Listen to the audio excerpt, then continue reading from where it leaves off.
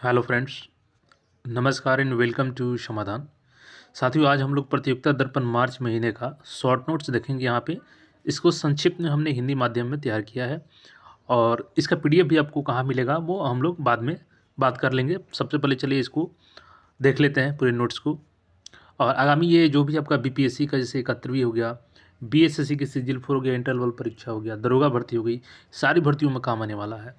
तो ध्यान से देखिएगा, मार्च महीने का ये यहाँ पे देख सकते हैं। सबसे पहले 76वां गणतंत्र दिवस, तो 26 नवंबर 1949 को भारतीय संविधान अंगीकृत हुआ था और इसी उपलक्ष्य में 26 नवंबर 2015 से प्रतिवर्ष संविधान दिवस मनाया जाता है। तो संविधान दिवस को मनाया जाता है 26 नवंबर को। और संविधान हमारा लागू कब हुआ? तो 26 जनवरी 1950 को। और बना कब था? 26 नवंबर 1949 को। संविधान सभा में 15 महिलाएं भी शामिल थी। और इस बार का जो 26 जनवरी का थीम क्या था? स्वर्णिम भारत, विरासत और विकास। मुख्य अतिथि कौन थे? तो प्रोबोवो सुबियांतो, इंडोनेशियाई ये राष्ट्रपति हैं। अब देखिएगा, तो गणतंत्र दिवस का पुरस्कार 2025 में इसमें निर्णायक दो आधार पर पुरस्कार मिला था। एक तो निर्णायकों के आधार पे और एक नागरिकों की पसंद के आधार पे। तो सबसे पहले हम लोग देख लेते हैं निर्णायकों के आधार पे। जैसे सेवाओं में सर्वश्रेष्ठ मार्चिंग टुकड़ी कौन थी? तो जम्मू कश्मीर और राइफल दल को। सर्वश्रेष्ठ झांकी किसको मिला? तो उत्तर प्रदेश राज्य को, महाकुंभ 2025 के लिए। सर्वश्रेष्ठ मंत्रालय में किसको अवार्ड मिला? तो जनजातीय कार्य मंत्रालय को। अब नागरिकों की पसंद पे बात करें तो सेवाओं में सर्वश्रेष्ठ मार्चिंग टुकड़ी है नागरिकों की पसंद के आधार पे, तो सिग्नल टुकड़ी। और सर्वश्रेष्ठ झांकी कौन सी है? तो गुजरात की स्टैच्यू ऑफ यूनिटी। सर्वश्रेष्ठ मंत्रालय इसमें कौन सा था? तो महिला एवं बाल विकास मंत्रालय। दोनों कैटेगरी को ध्यान रखेंगे। निर्णायक के आधार पर दूसरा है आंसर और नागरिकों की पसंद के आधार पर दूसरी आंसर हो जाएगी। अब एक और चीज़ यहाँ पे आपको देखने को मिला है कि भारत पर्व पर्यटन मंत्रालय द्वारा लाल किले के सामने 2016 से आयोजित किया जाता है। यानी कि जो भारत पर्व है ये भी 26 जनवरी के अवसर पर ही शुरू होता है, लेकिन ये लाल किले के सामने मनाया जाता है। और किसके द्वारा? पर्यटन मंत्रालय के द्वारा 2016 से इसकी शुरुआत हुई और भारत पर्व 26 से 31 जनवरी तक चलाया जाता है। जिसमें क्या होता है कि विभिन्न झांकियों का प्रदर्शनी किया जाता है, सांस्कृतिक प्रदर्शनी की जाती है, खाद्य स्टॉल लगाया जाता है जिसमें आपका हस्तशिल्प हो गया, हस्तकरघा हो गया। इस बार का थीम क्या था? देखो अपना देश। तो भारत पर्व का थीम क्या था? देखो अपना देश। पर्यटन मंत्रालय द्वारा आयोजित किया जाता है। आगे हम लोग बढ़ते हैं और इसमें बात करेंगे भारत का 18वां प्रवासी भारतीय दिवस। तो प्रवासी भारतीय दिवस कब मनाया जाता है? तो 9 जनवरी 2025 को। और विदेश मंत्रालय के तत्वावधान में इसका आयोजन किया जाता है। इस बार का जो आयोजन था वो 8 से 10 जनवरी भुवनेश्वर उड़ीसा में आयोजित किया गया और 75 से अधिक देशों के प्रवासियों ने इसमें भाग लिया। अब देखिए इसका आयोजन कब कब होता है? तो आयोजन इसका प्रत्येक 2-2 वर्ष के अंतराल पे होता है। इसके पहले जो 17वां सम्मेलन था वो कहाँ हुआ था? 2023 में इंदौर में हुआ था। तो याद रखेंगे 2 वर्षों के अंतराल पे होता है, प्रत्येक साल नहीं होता है। इस बार उड़ीसा में हुआ है, इसके पहले इंदौर में हुआ था। और इस बार का जो थीम है वो क्या है? विकसित भारत में प्रवासी भारतीयों का योगदान। थीम क्या है? विकसित भारत में प्रवासी भारतीयों का योगदान। और न्यूज वीक के सीईओ डॉक्टर देव प्रगड़ सम्मानित अतिथि थे इसमें। और मुख्य अतिथि की बात करें तो त्रिनिदाद और टोबैगो गणराज्य की राष्ट्रपति क्रिस्टीन कार्ला कंगालू थी। तो आपको दोनों याद रखना है कि न्यूज वीक के सीईओ डॉक्टर देव प्रगड़ सम्मानित अतिथि थे, जबकि मुख्य अतिथि पूछे तो त्रिनिदाद और टोबैगो गणराज्य की राष्ट्रपति क्रिस्टीन कार्ला कंगालू थी। इसका शुरुआत कब से हुआ था? 2003 से शुरुआत हुआ, ये याद रखेंगे। अब हम लोग एक नज़र डालते हैं महाकुंभ मेला 2025। दुनिया का सबसे बड़ा धार्मिक आयोजन था और आयोजित कहाँ हुआ? तो प्रयागराज। आयोजन कब से कब हुआ? तो 13 जनवरी से लेकर के 26 फरवरी 2025 के बीच में हुआ। गंगा, यमुना और पौराणिक सरस्वती के संगम स्थल पर इसका आयोजन किया गया। और इसका अर्थ क्या होता है? आत्मशुद्धि का प्रतीक। अब कुंभ आयोजन स्थल कहाँ कहाँ पे होता है? तो देखिए 4 जगह पे होता है इसका आयोजन। प्रयागराज, हरिद्वार, उज्जैन और नासिक। प्रत्येक 12 साल में इसका आयोजन किया जाता है। अब हम लोग देखेंगे यहाँ पे स्वदेश निर्मित युद्धपोत। तो स्वदेश निर्मित है, मेक इन इंडिया के तहत है। डिजाइन इसका तैयार किसने किया था? तो युद्धपोत डिजाइन ब्यूरो ने तैयार किया था डिजाइन। निर्माण किसने किया? तो Mazagon dock yard shipbuilders limited Mumbai द्वारा इसका निर्माण किया गया। अब देखिएगा तो INS सूरत है, तो ये क्या है? अत्याधुनिक विध्वंसक है। INS नीलगिरी है, तो ये फ्रीगेट है और ये सुपरसोनिक मिसाइल से लैस है, सुपरसोनिक क्रूज मिसाइल से लैस है फ्रीगेट नीलगिरी। और ये प्रोजेक्ट 17A के तहत पहला स्टील्थ फ्रीगेट क्लास है। और कुल ऐसे कितने निर्मित होंगे? तो 7 निर्मित होंगे। तो INS नीलगिरी यहाँ पे 2 युद्धपोत है। इसके अलावा देखिएगा तो INS वागसीर, ये क्या है? तो स्कॉर्पियन श्रेणी की पनडुब्बी है। INS वागसीर क्या है? तो स्कॉर्पियन श्रेणी की पनडुब्बी है। और 15 जनवरी 2025 को PM मोदी ने तीनों जो यहाँ पे युद्धपोत है और एक स्कॉर्पियन पनडुब्बी है वागसीर, सूरत, नीलगिरी, तीनों को नेवी को सौंप दिया प्रधानमंत्री मोदी जी ने, इसलिए ये इंपॉर्टेंट क्वेश्चन हो जाता है। अब हम लोग आते हैं इसरो के मिशन की तरफ। जो इसरो का मिशन है यहाँ पे, तो इसमें क्या है? स्पैडेक्स मिशन। तो देखिए स्पैडेक्स मिशन है जिसमें स्पैडेक्स मिशन क्या है? तो SPADEX, तो यानी स्पे मतलब हो गया स्पेस, डी मतलब हो गया डॉकिंग और एक्स मतलब हो गया एक्सपेरिमेंट, यानी स्पेस डॉकिंग एक्सपेरिमेंट। कार्य क्या है? तो अंतरिक्ष में 2 छोटे छोटे उपग्रहों को डॉक करने में या जोड़ने में, यानी 2 उपग्रह को अंतरिक्ष में जोड़ने में ये मिशन काम आएगी। और इसके पहले अमेरिका, रूस और चीन ये कर चुके हैं। भारत चौथा देश है ऐसा करने वाला। और चूंकि भावी जो अंतरिक्ष कार्यक्रम है भारत की, जैसे कि भारत का लक्ष्य है कि स्वयं का अंतरिक्ष केंद्र हो और चंद्रमा से नमूना लाने आदि मिशन के लिए जरूरी है, उसमें आपको स्पेस डॉकिंग की जरूरत पड़ेगी, छोटे छोटे उपग्रहों को आपस में जोड़ने की जरूरत पड़ेगी। प्रक्षेपण कहाँ से हुआ? तो सतीश धवन अंतरिक्ष केंद्र श्रीहरिकोटा से। और किसके द्वारा किया गया? तो PSLV C60 के द्वारा। उपग्रह इसमें कौन कौन से थे? तो SDX-01 ये चेजर था और SDX-02 टारगेट था। दोनों को आपस में डॉकिंग किया गया यानी जोड़ा गया। इस मिशन के द्वारा सूक्ष्म गुरुत्वाकर्षण में 4 दिनों में लोबिया के बीजों को भी अंकुरित किया गया था। तो ये ध्यान रखेंगे, पूछ सकता है कि स्पेडेक्स मिशन में किसके बीजों को अंकुरित किया गया था? तो 4 दिनों में लोबिया के बीजों को। और भेजा गया पेलोड कौन सा था? तो POEM-4 था पेलोड कौन था? तो POEM-4। अब देखिएगा द बहुउद्देशीय पोत MPV मल्टीपर्पज व्हीकल, तो इसका क्या नाम है? उत्कर्ष निर्माण किसने किया था? तो लार्सन एंड टुब्रो कंपनी ने। उसके बाद से यहाँ पे ये देखिएगा तो नाग MK2 तीसरी पीढ़ी anti tank fire and forget guided missile. Nag MK2 क्या है? तो तीसरी पीढ़ी की anti tank fire and forget guided missile है। निर्माण किसने किया? तो DRDO के द्वारा निर्माण हुआ। परीक्षण कहाँ पर हुआ? तो पोखरण में हुआ। और अभी DRDO के अध्यक्ष कौन है? तो डॉक्टर समीर V कामत है। और अब देखिएगा तो भारत आए दिन अंतरिक्ष में अपना और अंतरिक्ष क्षेत्र में नए नए कृत्रिम रच रहा है। अभी देखिएगा तो सतीश धवन अंतरिक्ष केंद्र में तीसरा लॉन्च पैड बनाने की तैयारी चल रही है। पहला लॉन्च पैड क्या था? तो PSLV और SSLV को लॉन्च करने में सक्षम है। दूसरा लॉन्च पैड क्या है? तो GSLV और LVM थर्ड को लॉन्च करने हेतु सक्षम है। अब तीसरा विकसित किया जा रहा है जो कि NGLV यानी नेक्स्ट जनरेशन लॉन्च व्हीकल होगा। इसका लक्ष्य क्या है? तो 4 वर्षों में बनाने का लक्ष्य रखा गया है। 30 टन पेलोड ले जाने में सक्षम होगा। इसरो के अध्यक्ष की बात करें तो अभी कौन है? डॉक्टर V नारायणन है इसरो के अध्यक्ष।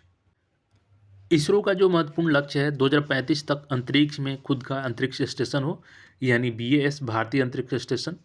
2040 तक का लक्ष्य है कि भारतीय को रॉकेट द्वारा चंद्रमा पर उतारना, यानी वहाँ पे चंद्रमा पे इंसानों को भेजना।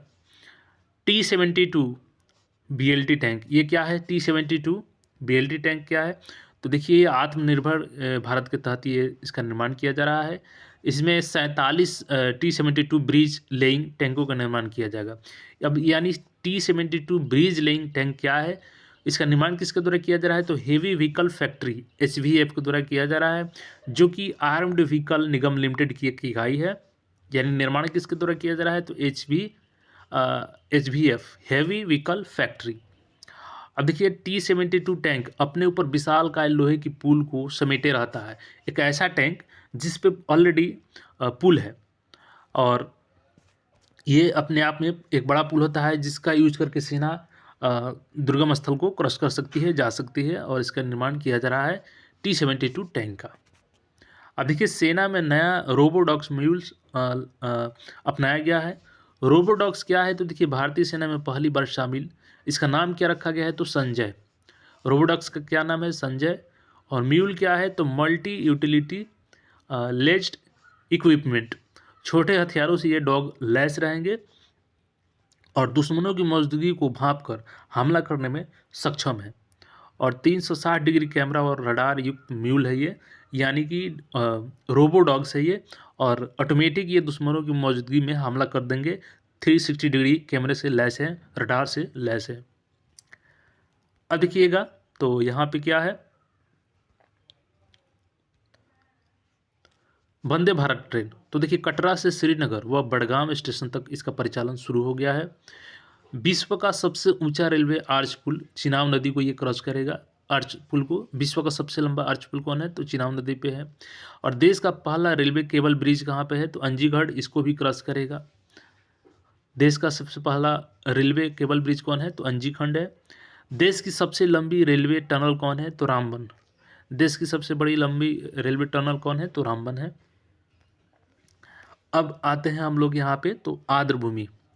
आर्द्रभूमि शहर की बात करें तो देखिए इसमें इंदौर और उदय भारत के दो पहले ऐसे सूची हैं, शहर हैं जिसको वैश्विक सूची में शामिल कर लिया गया है, भारतीय शहरों को। रामसर कन्वेंशन के तहत विश्व के 74 शहर इसमें शामिल हैं, जिसमें सबसे अधिक शामिल किसके हैं, तो चीन के 22 हैं और फ्रांस के 9 हैं। और भारत की तरफ से कौन से दो शहर हैं, तो एक है इंदौर और उदयपुर। और इंदौर को मान्यता क्यों मिली, तो रामसर साइट सिरपुर झील में पक्षियों के जमावड़े के लिए दिया गया है इंदौर को। और वहीं उदयपुर की बात करें तो ये 5 रामसर साइट से घिरा हुआ है, जिसमें पिछोला सागर, फतेह सागर, रंग सागर, स्वरूप सागर और दूधमलाई से घिरा है, दूधमलाई से ये घिरा हुआ है। तो इसलिए दो शहर यहाँ पे शामिल हो चुके हैं आर्द्रभूमि शहर में, तो इंदौर और उदयपुर। अब देखिए समान नागरिक संहिता यूसीसी अभी चर्चा में है। चर्चा में क्यों है, क्योंकि आपको पता है कि इसको उत्तराखंड ने लागू कर दिया है और यूसीसी लागू करने वाला स्वतंत्र भारत का पहला राज्य है उत्तराखंड। इसके पहले आपका देखेंगे तो गोवा में पुर्तगाली शासनकाल में लागू हुआ था, सीएम पुष्कर सिंह धामी ने लागू किया। और संवैधानिक एवं नागरिक अधिकार एक समान, इसमें क्या होता है यूसीसी में कि संवैधानिक एवं नागरिक अधिकार एक समान हो जाता है। लेकिन यहाँ पे अनुसूचित जनजातियों को इससे बाहर रखा गया है, क्योंकि उनका जो सांस्कृतिक है उसका संरक्षण हो सके। और इसमें इनको बाहर रखने के लिए संविधान का अनुच्छेद 342 तथा 366(25) के तहत अनुसूचित जनजातियों को यूसीसी से बाहर रखा गया है। अनुच्छेद याद रखेंगे 342 और 366(25) के तहत। इससे इनके रीति रिवाजों का संरक्षण हो पाएगा। अब देखिएगा यहाँ पे तो अमेरिका के 47वें राष्ट्रपति डोनाल्ड ट्रंप चयनित हुए हैं, चुनाव जीते हैं। और ये किस पार्टी से बिलोंग करते हैं, तो रिपब्लिकन पार्टी से बिलोंग करते हैं। अमेरिका के प्रथम राष्ट्रपति कौन थे, तो जॉर्ज वाशिंगटन थे। और अभी देखिएगा तो कई सारी ये महत्वपूर्ण फैसले लिए हैं, जिसमें देखिएगा तो पेरिस जलवायु समझौता जो 2015 में हुआ था, पेरिस जलवायु समझौता अमेरिका ने उस पर साइन किया था। और इसका उद्देश्य क्या है पेरिस समझौता का, तो वैश्विक तापमान में वृद्धि को पूर्व औद्योगिक स्तर के 1.5% तक सीमित रखना। अब अमेरिका इससे बाहर हो रहा है और इसके अलावा विश्व स्वास्थ्य संगठन की सदस्यता भी छोड़ दी है और जन्म के आधार पर नागरिकता पर भी रोक लगा दिया है, यानी कि पेरिस जलवायु समझौता से आगे निकल चुके हैं ये। और इसका लक्ष्य क्या था कि तापमान में जो वृद्धि हो रही है उसको रोक लगाना और जलवायु परिवर्तन को स्थिर करना। अब देखिएगा तो यहाँ पे सिंगापुर के राष्ट्रपति थर्मन शनमुगरत्नम भारत यात्रा पे हैं और भारत सिंगापुर द्विपक्षीय समझौता का 60वीं वर्षगांठ है। तो वहाँ के राष्ट्रपति कौन है, सिंगापुर के थर्मन शनमुगरत्नम भारत की यात्रा पे थे। और 1965 में भारत ने सिंगापुर को स्वतंत्रता की मान्यता प्रदान की थी। सबसे पहले मान्यता प्राप्त करने वाले देशों में एक भारत भी था। और अभी देखिएगा तो व्यापार सम्मेलन उत्कर्ष ओडिशा मेक इन ओडिशा में शामिल हुए हैं, यानी जो उत्कर्ष ओडिशा मेक इन ओडिशा ये मेला है उसमें शामिल हुए हैं। और विकसित भारत 2047 तथा समृद्ध उड़ीसा 2036 समझौता ज्ञापनों पर हस्ताक्षर किया गया है। अब टाइम आउट आकलन का देखिएगा तो ये एक ब्रिटिश कंपनी है टाइम आउट आकलन, और ये इंडेक्स जारी करती है जिसमें 2025 में रहने के लिए 50 सर्वश्रेष्ठ शहरों की सूची जारी करती है, जिसमें अगर बात करें तो भारत की तरफ से केवल मुंबई शामिल है और ये 49वां स्थान रखता है, यानी कि लास्ट से एक पायदान नीचे है। अंतिम ही मान के चलिए एक शहर मुंबई शामिल है। और इसका आधार क्या था? तो आधार था कि भोजन, प्राकृतिक तक पहुँच, नाइट लाइफ, संस्कृति, रहने के लिए सामर्थ्य और रहने की क्षमता तथा शहर का समग्र माहौल के आधार पर किया गया था। इसमें शीर्ष स्थान की बात करें तो केप टाउन, दक्षिण अफ्रीका की राजधानी केप टाउन को मिला है। आगे हम लोग बढ़ते हैं और देखते हैं इसमें Henle and partners passport index, Henle and partners passport index, ये ब्रिटेन की एक संस्था है और इसमें शीर्ष स्थान की बात करें हैंडले एंड पासपोर्ट इंडेक्स में तो सिंगापुर को मिला है। और देखिए ये किस आधार पर दिया जाता है, मतलब बिना वीज़ा के कोई देश के नागरिक कितने देशों में जा सकता है, तो शीर्ष स्थान इसमें किसका है? सिंगापुर का पहला स्थान है। और बिना वीज़ा यहाँ के लोग 195 देशों की यात्रा कर सकते हैं। भारत की रैंक की बात करें तो 85वां रैंक है और भारत 57 देशों में बिना वीज़ा का यात्रा कर सकता है। हालांकि 2024 में भारत का रैंक 80 था और 5 पायदान नीचे पहुंच गया है भारत, यानी कि पहले 62 देशों में बिना वीज़ा के जा सकते थे, अब केवल 57 देशों में ही जा सकते हैं। और अभी की जो रैंक है हैंडले एंड पासपोर्ट इंडेक्स में भारत की 50वीं इंडेक्स में रैंक है। सबसे कमज़ोर पासपोर्ट की बात करें तो वो अफगानिस्तान का है, इसका स्थान क्या है? तो 106वां स्थान है। अब हम लोग बात करते हैं तो लेसोथो क्या है? तो एक दक्षिण अफ्रीकी देश है लेसोथो दक्षिण अफ्रीकी देश है और भारत मानवीय सहायता के तहत यहाँ पे 1000 टन अभी ज्वार भेजा है। और कहाँ से भेजा गया है? तो मुंबई के नहावा सेवा बंदरगाह से। इसके पहले भी 2024 में भारत ने 1000 टन चावल भेजा था। लेसोथो किस देश में, ये याद रखेंगे आप लोग, दक्षिण अफ्रीका में लेसोथो एक देश है। अब हम लोग यहाँ पे देखते हैं अभी हाल ही में चाइना में एक वायरस आया है ह्यूमन मेटान्यूमो वायरस। तो ह्यूमन मेटान्यूमो वायरस HMPV क्या है? इसकी शुरुआत कहाँ से हुई? तो चाइना से इसकी शुरुआत हुई है और ये कोई खास यहाँ पे वायरस हानिकारक नहीं है, क्योंकि शुरू स्तर पे WHO ने इसको बताया कि ज़्यादा ये चिंताजनक नहीं है। अब चलिए अगले क्वेश्चन की तरफ बढ़ते हैं। और यून सुक यूल, ये दक्षिण कोरिया के पूर्व राष्ट्रपति हैं यून सुक यूल, और ये ऐसे राष्ट्रपति हुए वहाँ के कि जिनको पद पर रहते हुए गिरफ्तार कर लिया गया है। यून सुक यूल को पद पर रहते हुए गिरफ्तार किया जाने वाला पहला राष्ट्रपति बन चुके हैं। आगे इसमें देखिएगा तो यूनिसेफ रिपोर्ट यहाँ पे जारी किया गया है। तो यूनिसेफ रिपोर्ट में द्वितीय विश्व युद्ध के बाद बच्चों के लिए सबसे खराब वर्ष 2024 को घोषित किया गया है। तो कारण क्या बताया गया है? युद्धग्रस्त और संघर्षग्रस्त क्षेत्र, जिसमें पढ़ाई छोड़ना, टीकाकरण से वंचित रहना, कुपोषण, घरों से विस्थापित होना, ये सारे कारण बताए गए हैं। और यहाँ पे यूनिसेफ का फुल फॉर्म क्या होता है? तो यूनाइटेड नेशंस चिल्ड्रंस फंड, यानी कि संयुक्त राष्ट्र बाल कोष, इसके द्वारा ये जारी किया गया है सूची। और इसमें बताया गया है कि 2024 सबसे खराब वर्ष रहा बच्चों के लिए, क्योंकि कई सारे देखिएगा तो युद्ध चल रहे हैं, संघर्ष का मामला है। इसमें क्या हो रहा है कि बच्चे पढ़ाई छोड़ रहे हैं, टीकाकरण से वंचित हो जा रहे हैं, भोजन नहीं मिल रहा है, कुपोषण के शिकार हो रहे हैं और घरों से विस्थापित भी होना पड़ रहा है। तो इन सब कारणों से 2024 को द्वितीय विश्व युद्ध के बाद सबसे खराब वर्ष माना गया है। अब यहाँ पे इसरो का सबसे महत्वपूर्ण 100वां प्रक्षेपण की बात करेंगे। तो इसमें देखिएगा तो NVS-02 यूआर सैटेलाइट सेंटर द्वारा विकसित किया गया था। NVS-02 को किसके द्वारा विकसित किया गया था? तो यूआर सैटेलाइट सेंटर, ये कहाँ पे है? तो बेंगलुरु में है। और NVS है क्या? तो ये है नेविगेशन एंड पोजिशनिंग सिस्टम है। और इसको लॉन्च किसके द्वारा किया गया? तो GSLV-15 द्वारा लॉन्च किया गया। सतीश धवन अंतरिक्ष केंद्र से श्रीहरिकोटा से इसको प्रक्षेपण किया गया, 100वां प्रक्षेपण। और देखिए ये है क्या NVS? तो भारतीय नेविगेशन तंत्र नाविक का दूसरा श्रृंखला है। इसका प्रथम श्रृंखला कौन था? तो NVS-01। और इसका प्रक्षेपण किसके द्वारा किया गया था? तो GSLV F-15 के द्वारा किया गया था। इसका हालांकि ये सफल नहीं हुआ। और इसका उद्देश्य क्या है? तो देखिए, सटीक पोजिशनिंग, नेविगेशन व टाइमिंग का जानकारी देना। और इसी प्रकार से जैसे अमेरिका का है, तो इन सभी को ये फाइट करने से, जैसे कि अमेरिका है तो अमेरिका क्या है? GPS global positioning system. इस तरीके से चीन का बैडू है, यूरोप का गैलीलियो है, रूस का ग्लोनाच है। तो भारत का क्या है? भारत का आपका नाविक है। और नाविक का ये दूसरा श्रृंखला था NVS-02, जिसका प्रक्षेपण GSLV 15 के द्वारा किया गया। और प्रथम वाला GSLV F-12 के द्वारा किया गया था सतीश धवन अंतरिक्ष केंद्र श्रीहरिकोटा से। अब आते हैं इस साल का जो आर्थिक वाणिज्यिक परिदृश्य है, इसके बारे में हम लोग देखते हैं। अब यहाँ पे देखिएगा, तो राष्ट्रीय आय के संदर्भ में NSO के अग्रिम अनुमान, नेशनल स्टैटिस्टिकल ऑफिस। तो अग्रिम अनुमान क्या है?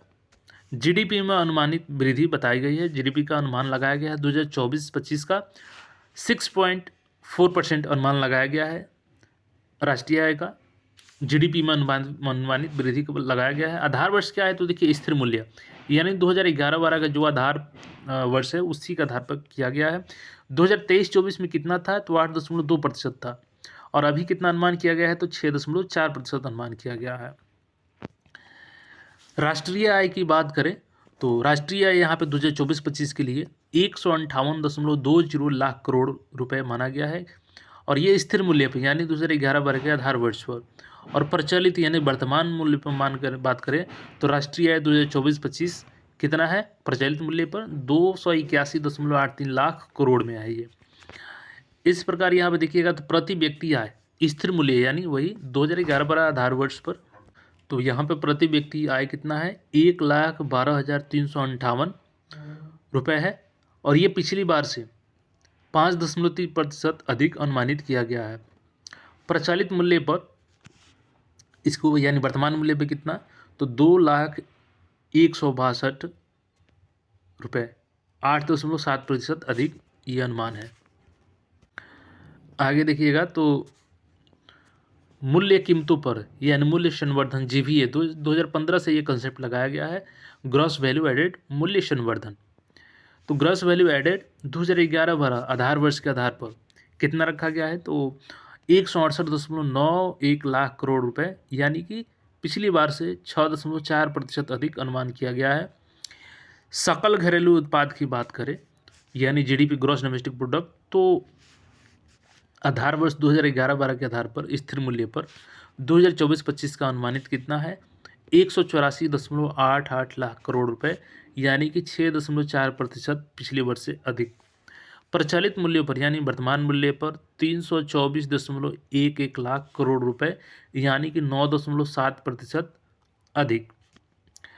अब देखिए यहाँ पे क्या है कि चूंकि अभी वर्तमान में कितना चल रहा है? तो 2011-12 आधार वर्ष चल रहा है, लेकिन अब इसको चेंज करना है। तो देखिए, चेंज करने के लिए थोक मूल्य सूचकांक का आधार वर्ष 2022-23 करने के लिए नीति आयोग के सदस्य प्रोफेसर रमेश चंद्र की अध्यक्षता में 18 सदस्यीय कार्य समूह का गठन किया गया है। यानी कि इसको चेंज करने के लिए अब आधार वर्ष क्या किया जाएगा? 2022-23। लेकिन इससे पहले यहाँ पर नीति आयोग के सदस्य की अध्यक्षता में एक 18 सदस्यीय की समूह का गठन किया गया है। अब वित्तीय स्थिरता रिपोर्ट हम लोग देखेंगे। यहाँ पे फाइनेंशियल स्टेटमेंट यहाँ पे देखेंगे रिपोर्ट। तो देखिए, यहाँ पे RBI द्वारा ये जारी किया जाता है वित्तीय स्थिरता रिपोर्ट। वित्तीय स्थिरता रिपोर्ट को फाइनेंशियल स्टेबिलिटी रिपोर्ट भी कहा जाता है, और ये RBI reserve bank of India के द्वारा जारी किया जाता है। तो 2024-25 में GDP में 6.6% की वृद्धि का अनुमान है। और ऋण GDP का बात करें अनुपात, तो 2020-21 के 62.7% था, और 2024-25 का कितना है? तो 56.8% है।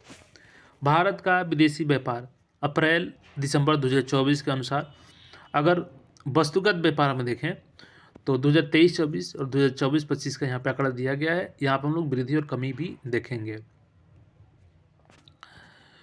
तो देखिए, यहाँ पर निर्यात कितना हुआ है, और सभी अरब डॉलर में रुपए हैं। तो 316.65 अरब डॉलर 2023-24 में हुआ था निर्यात, और 2024 में यहाँ पर निर्यात बढ़ चुकी है, 321.71 अरब डॉलर रुपए में हुआ है, यानी 1.6% की यहाँ पे वृद्धि हुई है, जो कि एक अच्छी बात है, निर्यात ज़्यादा हो रहा है। तो अब आयात की बात करें तो आयात इसमें 506.39 अरब डॉलर हुआ था 2023-24 में, और 2024-25 में कितना हुआ तो 532.48%, यानी यहाँ भी 5.5% वृद्धि हुई, जो कि भारत के विकास के लिए सही नहीं है, क्योंकि आयात कम होना चाहिए।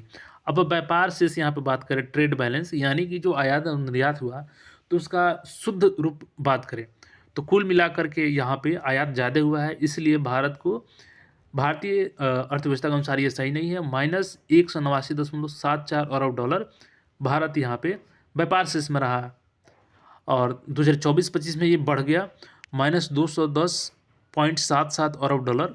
ये भारत का निर्यात ज़्यादा हुआ, यानी भारत ने आयात ज़्यादा कर लिया, 210.77 अरब डॉलर रुपए का भारत ने आयात कर लिया निर्यात से ज़्यादा, जो कि अगर निर्यात ज़्यादा होता तो भारत के लिए सही रहता। अब सेवाओं का व्यापार, तो सेवाओं का व्यापार यहाँ पे देखिएगा, निर्यात कितने किया, सभी ये अरब डॉलर में ही है।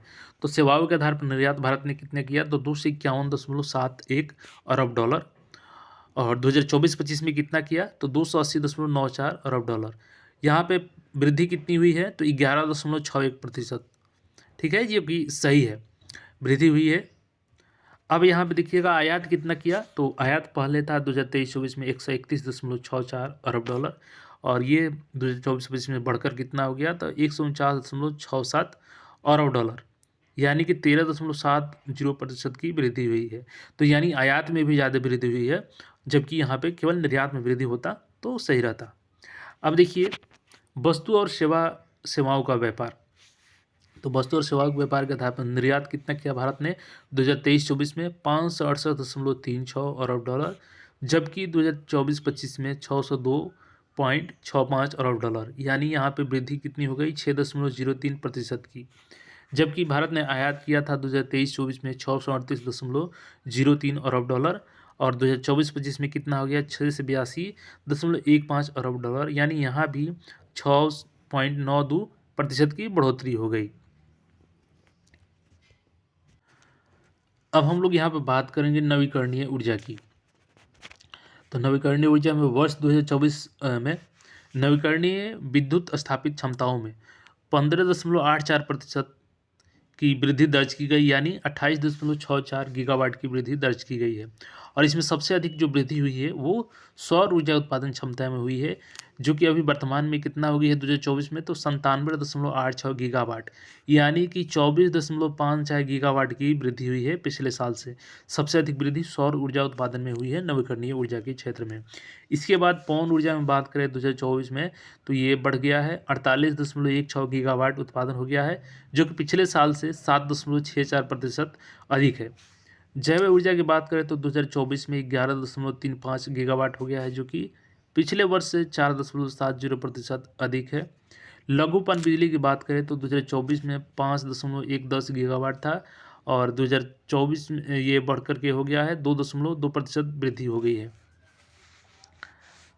अब देखिए यहाँ पे भारत पर बाह्य ऋण, तो बाह्य ऋण की बात करें तो कुल बाह्य ऋण कितना है तो 711.8 अरब डॉलर, यानी अगर जीडीपी की बात करें तो टोटल जीडीपी का कुल बाह्य ऋण 19.4% है, जो भारत पर ऋण है बाह्य ऋण। दीर्घकालिक ऋण कितना है तो 578.2 अरब डॉलर, और अल्पकालिक ऋण कितना है तो 133.6 अरब डॉलर। तो जो दीर्घकालिक ऋण है ये लंबे समय के लिए होता है, अल्पकालिक कम समय के लिए होता है।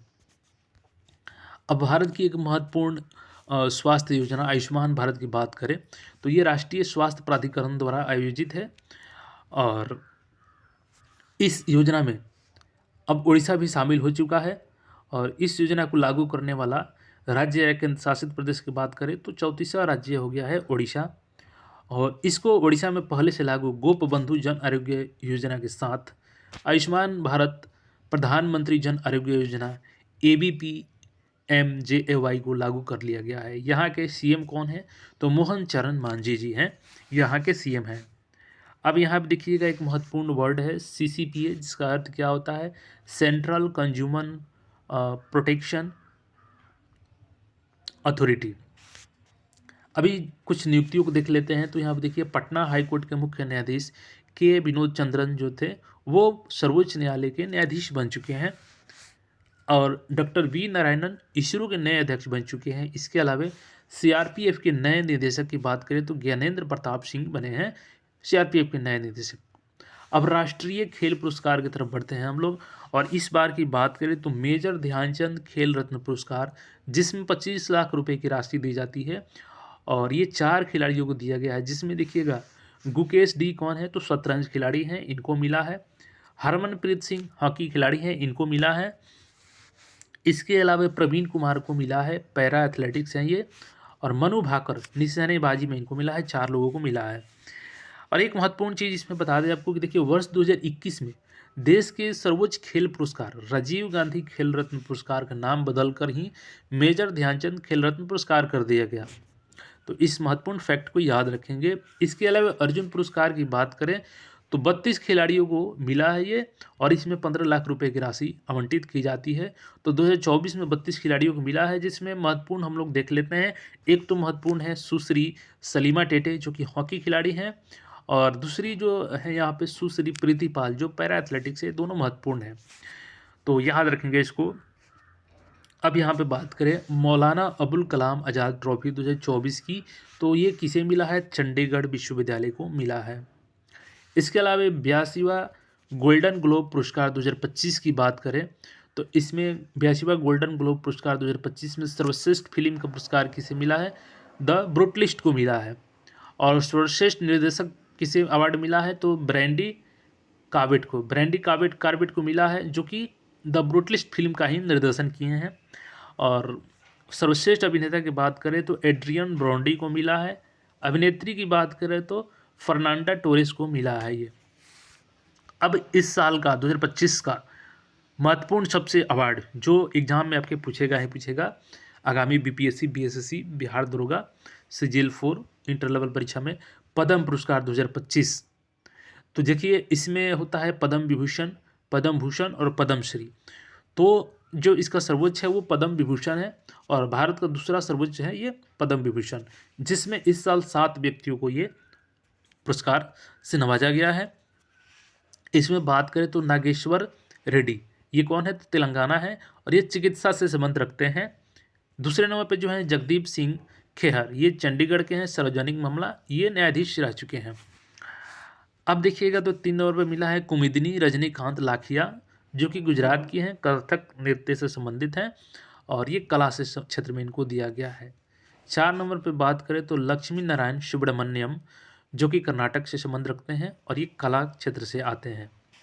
5वें नंबर की बात करें तो देखिए 5, 6 और 7 ये इनको मरणोपरांत मिला है। तो 5वें नंबर पर कौन है, एन.टी. वासुदेवन नायर, जो कि केरल के हैं, और साहित्य व शिक्षा क्षेत्र में इनको दिया गया है। 6ठे नंबर पर जो है वो ओसामू सुजुकी, जो कि जापान के हैं, व्यापार और उद्योग से संबंध रखते हैं, मारुति सुजुकी कंपनी के संस्थापक रह चुके हैं। इसके बाद जो 7 है सोशल इम्पोर्टेंट है बिहार के एग्जाम्स के लिए, जिसमें शारदा सिन्हा जी को मिला है, कला बिहार क्षेत्र से इनको मरणोपरांत दिया गया है, और इनको बिहार कोकिला के नाम से भी जाना जाता है, तो इसको ध्यान में रखेंगे। अब इसके बाद बात करें तो पद्म भूषण जो कि 19 लोगों को दी गई है। तो इसमें जो महत्वपूर्ण है जो बिहार से संबंध रखते हैं वो आपसे पूछा जा सकता है। जैसे देखेंगे सुशील कुमार मोदी, तो ये बिहार से संबंध रखते हैं, ये राजनेता थे, सार्वजनिक मामले में इनको दिया गया है। पी.आर. श्रीजेश पंकज उदास को भी दिया गया है इसमें। अब बात करते हैं हम लोग पद्मश्री की, तो पद्मश्री 113 लोगों को दिया गया है, जिसमें भीम सिंह भावेश जो बिहार से संबंध रखते हैं, सामाजिक कार्य। हेमंत कुमार बिहार से हैं, चिकित्सा से संबंधित हैं। किशोर कुणाल बिहार सिविल सेवा से संबंधित है। निर्मला देवी कला बिहार क्षेत्र से हैं, और विजय नित्यानंद शुरीवर जी महाराज, तो ये क्या है बिहार से हैं, और अध्यात्मवाद से इनको मिला है। अब जो अगला पुरस्कार की तरफ हम लोग चलते हैं, और ये पुरस्कार है हम लोग का सुभाष चंद्र बोस आपदा प्रबंधन पुरस्कार 2025। तो संस्थागत श्रेणी में बात करें किसे मिला है तो भारतीय राष्ट्रीय महासागर सूचना केंद्र को ये अवार्ड दिया गया है। रक्षा मंत्रालय ने वर्ष 2025 को सुधारों का वर्ष घोषित किया है। आईसीसी पुरस्कार 2024, जिसमें सर्वश्रेष्ठ क्रिकेटर जसप्रीत बुमराह को दिया गया है। इसके पहले 4 खिलाड़ियों को ऑलरेडी मिल चुकी है, ये 5वें भारतीय खिलाड़ी हैं। और गैरी सोबर्स ट्रॉफी भी इन्हीं को मिला है, जसप्रीत बुमराह को ही मिला है। आईसीसी हेडक्वार्टर कहाँ पे है? दुबई में है। और गैरी सोबर्स जो ट्रॉफी है, इसके पहले किनको किनको मिल चुका है? तो राहुल द्रविड़ को 2004 में मिला था, यहाँ पे सॉरी 2024 हो गया है, इसको 2004 कर लेना है। सचिन तेंदुलकर को 2010 में मिला है। रविचंद्रन अश्विन को 2016 में मिला है। और विराट कोहली पहले ऐसे खिलाड़ी हैं जो 2 बार ले चुके हैं ये अवार्ड, गैरी सोबर्स ट्रॉफी 2016 और 2018 में। और सर्वश्रेष्ठ टेस्ट क्रिकेटर की बात करें तो ये भी कौन है? तो जसप्रीत बुमराह है। सर्वश्रेष्ठ T20 क्रिकेटर कौन है? तो अर्शदीप सिंह है। अब इस साल की जो महत्वपूर्ण पुस्तकें हैं और उनके राइटर हैं उसको हम लोग देख लेते हैं। पुस्तक है और लेखक है, देखिए, who dares wins a soldier's memoir. तो लेखक कौन है? लेफ्टिनेंट जनरल सेवानिवृत्त YK जोशी। उसके बाद से है आपका live while you are alive, तो शिव खेरा ने इसको लिखा है। उसके बाद से आपका वाइल्ड फिक्शंस एसेज कौन लिखे हैं? तो अमिताभ घोष, ये इंपॉर्टेंट है, इसको ध्यान रखना है, स्टार मार्क कर लीजिए। The new icon Savarkar and the facts, the new icon Savarkar and the facts कौन है? तो अरुण शौर्य ने लिखा है। The new icon and Savarkar and the facts. अब यहाँ पे जो महत्वपूर्ण आयोजन आ जाता है ग्रामीण भारत महोत्सव 2025। इसका आयोजन कहाँ पे किया गया ग्रामीण भारत महोत्सव का? तो भारत मंडपम में किया गया, 4 से 9 जनवरी को किया गया। विषय क्या था? विकसित भारत 2047 के लिए एक प्रतिस्कंदी ग्रामीण भारत का निर्माण। तो विषय को आप लोग थीम को याद रखेंगे। और आदर्श वाक्य क्या था? गांव बढ़े तो देश बढ़े। आदर्श वाक्य क्या था? गांव बढ़े तो देश बढ़े। अब यहाँ पे देखिएगा तो मिशन मौसम, मिशन मौसम क्या है? इसका उद्देश्य क्या है? तो मौसम के प्रति तैयार और जलवायु के प्रति स्मार्ट राष्ट्र बनाना क्या है? यानी कोई भी मौसम हो उससे निपटने के लिए हम तैयार हैं, कोई भी जलवायु हो उसके प्रति राष्ट्र स्मार्टली काम करे। भारतीय मौसम विज्ञान का विभाग का जो 185वीं जयंती है उसी के अवसर पर मिशन मौसम को प्रधानमंत्री जी ने लॉन्च किया था। अब Bharat mobility global expo 2025, Bharat mobility global expo 2025 का आयोजन कहाँ किया गया? तो प्रगति मैदान नई दिल्ली में 17 से 22 जनवरी 2025 में इसका आयोजन किया गया। 23वां दिव्य कला मेला बड़ोदरा में संपन्न हुआ। इसका आयोजन कब से कब हुआ? तो 9 से 19 जनवरी 2025 हुआ। पहला कब हुआ था? तो 2 से 6 दिसंबर 2022 नई दिल्ली में हुआ था। और देखिए ये होता क्यों है दिव्य कला मेला जो इस बार बड़ोदरा में संपन्न हुआ है? इसका उद्देश्य होता है कि दिव्यांग उद्यमियों और कारीगरों के लिए पहल की जाए। अब यहाँ पे देखिएगा तो अमेरिका के जॉर्जिया के पश्चात अब ओहियो में भी अक्टूबर माह हिंदू विरासत घोषित कर दिया गया है। और क्यों किया गया है? तो देखिए अक्टूबर माह में जनरली दीपावली मनाई जाती है, तो इसीलिए इसको अमेरिका में पहले जॉर्जिया ने घोषित किया अक्टूबर माह को हिंदू विरासत माह, और अब ओहियो ने भी अक्टूबर माह को हिंदू विरासत माह घोषित कर दिया है। डेविल स्ट्राइक युद्ध अभ्यास, तो डेविल स्ट्राइक युद्ध अभ्यास किन के बीच हुआ? तो भारत की तीन सेनाएं, जो भारत की तीनों सेनाएं हैं, थल सेना, जल सेना और वायु सेना, तीनों ने मिलकर 16 से 19 जनवरी 2025 को इसका आयोजन किया डेविल स्ट्राइक युद्ध अभ्यास का। खो खो विश्व कप 2025 ये पहला विश्व कप है और इसमें 13 से 19 जनवरी तक इसका आयोजन 2025 में किया गया नई दिल्ली में। और पुरुष एवं महिला दोनों वर्गों में अगर बात करें तो दोनों वर्गों को किसने जीत लिया है? भारत। और दोनों वर्गों में किसने हार का सामना किया है, यानी उप विजेता कौन रहा है? नेपाल। तो खो खो विश्व कप पहली बार आयोजन किया गया था, इसलिए महत्वपूर्ण है। और इसलिए भी महत्वपूर्ण है कि भारत में इसका आयोजन किया गया और विजेता भी दोनों वर्गों में भारत रहा है।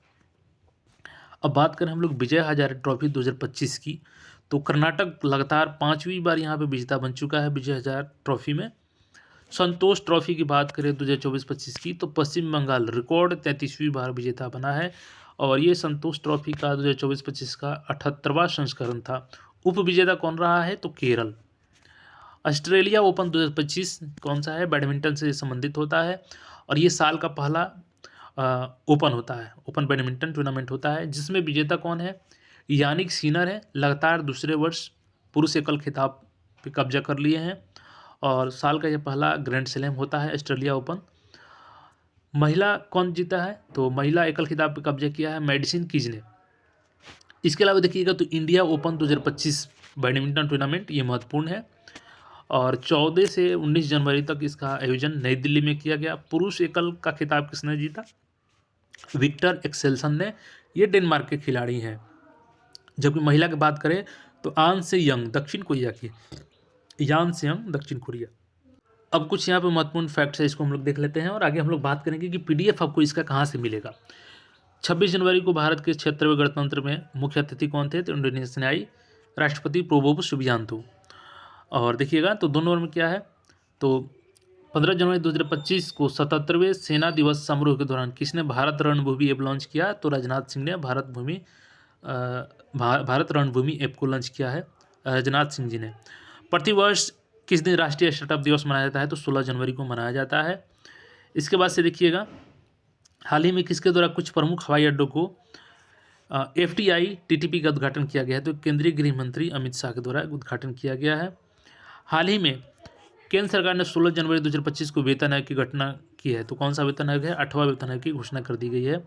हाल ही में प्रधानमंत्री नरेंद्र मोदी ने भारतीय मौसम विज्ञान विभाग IMD के 150वें स्थापना दिवस का शुभारंभ किया है, तो मिशन मौसम हमने आगे देखा भी। इसके बाद से देखिएगा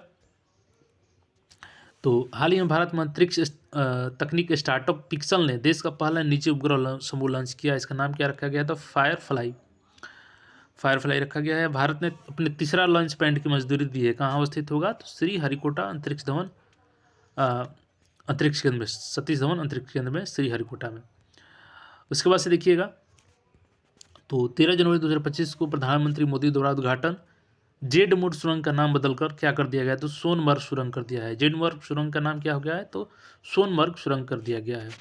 इसके बाद देखिएगा तो प्रवासी भारतीय दिवस का विषय क्या रखा गया है, तो विकसित भारत के लिए प्रवासी भारतीयों का योगदान।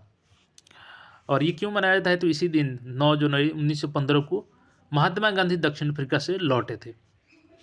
हाल ही में वर्ष 2025 को संयुक्त राष्ट्र किस वर्ष के रूप में घोषित किया है, तो अंतर्राष्ट्रीय ग्लेशियर संरक्षण वर्ष के रूप में घोषित किया है। और हाल ही में किसके द्वारा तरुण दास को सिंगापुर का सर्वोच्च सम्मान प्रदान किया गया है, तो सिंगापुर के राष्ट्रपति थर्मन षणमुगरत्नम के द्वारा। अब देखिएगा तो वर्ल्ड इकोनॉमिक फोरम की फ्यूचर ऑफ जॉब्स रिपोर्ट 2025 के अनुसार 2030 तक कितनी नौकरियां पैदा होंगी, तो 170 million. 2024 global water monitor report के अनुसार जल संबंधी आपदाओं के कारण 2024 में कितनी मौतें होने का अनुमान है, तो 8700। इसके अलावा यहाँ पे देखिएगा तो हाल ही में कौन सा देश ब्रिक्स संगठन का पूर्ण सदस्य बना है, तो कौन बना है, इंडोनेशिया ब्रिक्स का पूर्ण सदस्य बन चुका है। हाल ही में अत्यधिक चर्चित हेपेटोलुलर कार्सिनोमा HCC किस अंग में उत्पन्न होने वाला कैंसर है, यकृत। और हाल ही में जनरल जोसेफ ऑन किस देश के राष्ट्रपति चुने गए हैं, तो लेबनान के राष्ट्रपति चुने गए हैं।